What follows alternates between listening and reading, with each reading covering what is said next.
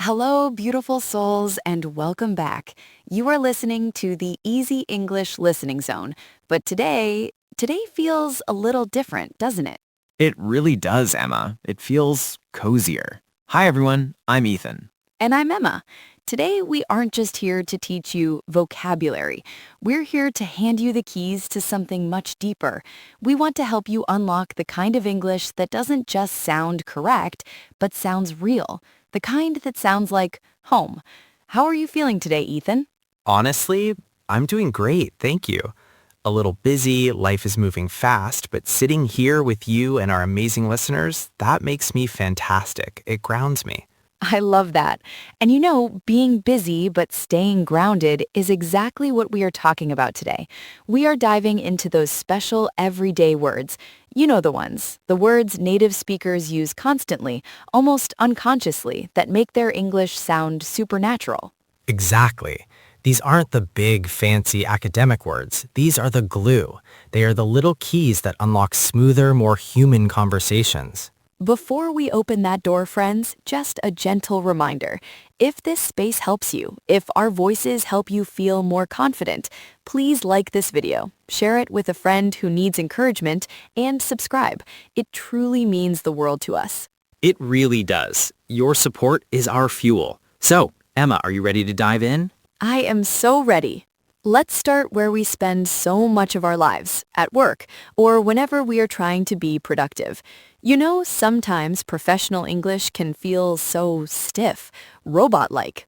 Oh, completely. I will do this task. It's so cold. We want to sound capable, but human. Precisely. So the first word on our list is a game changer. It is actually. Actually, it's such a small word, but it carries so much weight. It's super common. It is. Think about the feeling of needing to correct someone, but you don't want to be rude. You don't want to say, you are wrong. That hurts. Instead, you say, actually, I'm a bit busy right now.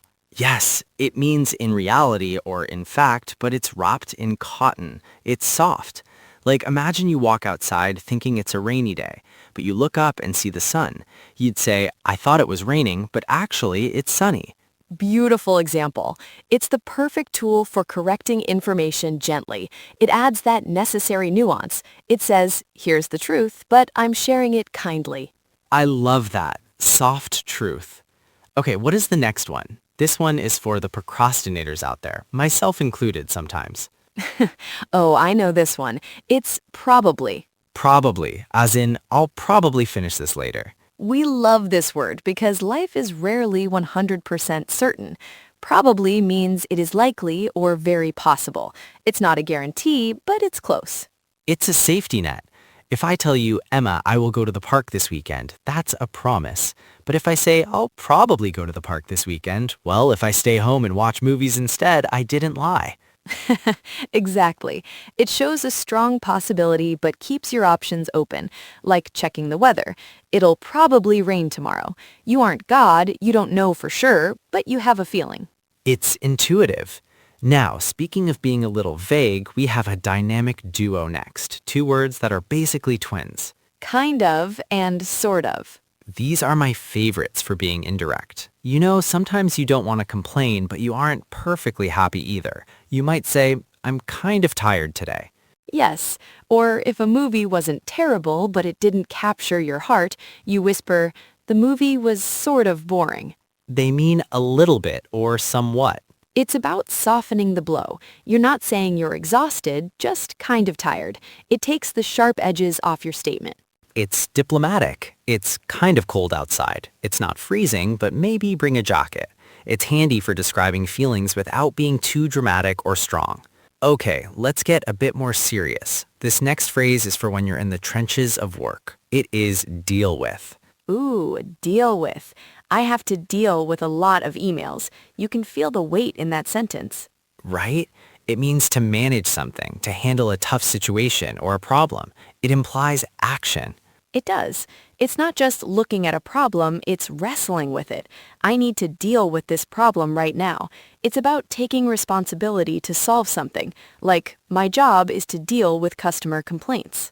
That sounds exhausting, but it's a power phrase. It shows you're in control. It's very common in professional settings. And finally, the word that rules our lives, schedule. The ruler of time. Let me check my schedule. This is your plan, your day, your week, your month. It's the architecture of your life, your appointments, meetings, tasks. When someone asks, what's your schedule like tomorrow, they're really asking, where do you have space for me? That's deep, Ethan, but true. And often the answer is, my schedule is full today. I can't meet. It is essential for organizing not just your time, but your boundaries. Okay, Emma, we've finished our workday, we've dealt with the emails, now let's go to the coffee shop. Let's talk about human connection. Let's move to everyday interactions. These are the words that make your conversations flow nicely, like a river. First up, a phrase that brings instant energy. Guess what? Oh, I love guess what. It's a gift. It's like saying, open your hands, I have something shiny for you. It is. It's for sharing exciting news. Guess what? I got a new job. Wow, that immediately makes me want to say, that's wonderful. It grabs attention. It forces the other person to lean in and say, what? Tell me. Guess what? I saw a famous actor today. It creates suspense and excitement. It's a hook. Now, what if you're in the middle of a conversation and suddenly a new thought pops into your head? You don't want to just blurting it out. You need a bridge. That bridge is by the way. By the way, did you see my message? This is perfect for changing the topic slightly or adding extra info. It's so natural. You're talking about one thing and your brain makes a connection. Oh, by the way, I remembered I need to buy milk. Or you're discussing dinner plans and you suddenly realize something essential. By the way, did you remember to buy bread? It's a smooth transition word. It stops the conversation from feeling jerky or confused. But sometimes we ramble. Sometimes we get off track. How do we get back to the main road? We use anyway. Anyway, let's move on. This is the reset button. It's great for getting back to the main point or ending a side conversation. Imagine you've been gossiping or talking about the weather for 10 minutes, but you need to get back to business. You say, anyway, as I was saying. Or if you're trapped on a phone call, you know that feeling? You want to hang up, but you want to be polite. You take a breath and say, anyway, I have to go now. It signals the end. It's polite and clear. Now, Ethan, we have to bring back an old friend, a word we mentioned at the start, but it is so versatile it needs a second moment in the spotlight. Is it actually? It is. We used it for work to be polite, but it is fantastic for everyday talk, specifically for preferences. Actually, I don't like pizza. Blasphemy. Who doesn't like pizza? But I see your point. It's for correcting information politely. If I ask you, do you like coffee, and you hate it, I would say, actually, I prefer tea. It sounds so much better than just saying no. It adds a softness to the correction. or I thought you were going to the party, and you reply, actually, I decided to stay home. It clarifies the situation without conflict. Exactly. And our final word for this section, this is the word of explanation. It is, I mean. I mean, this is so natural. Native speakers use it constantly. You use it to explain yourself better. Because sometimes our mouths move faster than our brains, right? We say something and then think, oh, that didn't sound right, so we fix it. I mean, it's not bad, but... Yes, or if you say something too strong. The movie was terrible, and you see your friend look sad because they liked it, so you backtrack. I mean, it wasn't my favorite. It helps you rephrase. It helps you add detail to your thoughts. It's the sound of a thinking mind. These words, guess what, by the way, anyway, I mean, they really make conversations flow. They really do, Ethan. They are the heartbeat of natural speech. We have covered how we speak at work and how we navigate our social interactions. But what about when we close the door to the outside world? What about the words we use in our sanctuary, our home? Ah, home life, the messy, comfortable, real life. We have some essential words coming up next. And we are back. We've closed the door on the office. We've left the busy streets behind. Now we are in the most important place of all, home. Home. It's where we can finally relax. But even here, in our sanctuary, we have a specific language. Our home life is full of common situations, isn't it? It is. And honestly, some of the most native-sounding words come from our laziest moments. I know exactly which word you are thinking of. It's my favorite dinner plan, leftovers. Yes, leftovers. We're having leftovers for dinner. It doesn't sound glamorous, but it is a lifesaver. For those who don't know, leftovers refers to food that you cooked for a previous meal, maybe last night's pasta, that you didn't finish, so you save it for later. It's practically a love language for busy people. It means you don't have to cook again, you just open the fridge, heat it up, and you're happy. Do we have any leftovers? It's a question of hope. I love leftovers for lunch the next day. It tastes like victory. Chuckling, victory, and cold pizza. But Ethan, home isn't always perfect. Sometimes life gets chaotic. And when life gets chaotic, our space gets messy. Oh, messy. My room is so messy today. I feel that deep in my soul. Me too. Messy simply means not clean or tidy. It means things are out of place. Clothes on the floor, books on the bed. The kitchen is a bit messy after breakfast. It's the opposite of tidy. It's a gentle word, though. You aren't saying the house is a disaster zone, just that it needs a little love. It means you need to clean it. Exactly. It's manageable chaos. But sometimes things aren't just messy, they're broken. And that brings us to our next essential home word, fix. Fix, as in I need to fix the sink. This is a verb of action. It means to repair something that is broken, to make it work again. It's so satisfying, isn't it? Can you fix my computer? Or I need to fix the light bulb in the living room. It's about putting something right. There's a sense of accomplishment in that word. You see a problem and you fix it. You restore order to your home. Those are such great words for daily home life. Simple, but they describe 90% of our evenings. But Ethan, let's be honest, even when we are home, we aren't always present. We're often somewhere else inside our screens. So true. We need to talk about words we use when we're on our phones or on the internet, because who isn't online these days? It's a digital world. So let's start at the gate, the entrance to the digital world. Log in and log out. Did you log into your account? Log in means to enter your username and password to gain access to a website or app. It's like using your key to open the front door. And log out is the opposite, to leave. I need to log into my email to check my messages. And for security, especially on a public computer, always remember to log out. It's digital hygiene. Once we are logged in, what do? We spend hours doing this next action. We scroll. Oh, the infinite scroll. I was scrolling through Instagram. Scroll means to move text or images up or down on a screen. It's that thumb movement we all do. Yes, scrolling down to see new posts on your social media feed, or you scroll up to read an article from the beginning. It's hypnotic. You just keep moving the screen. It's the movement on the screen.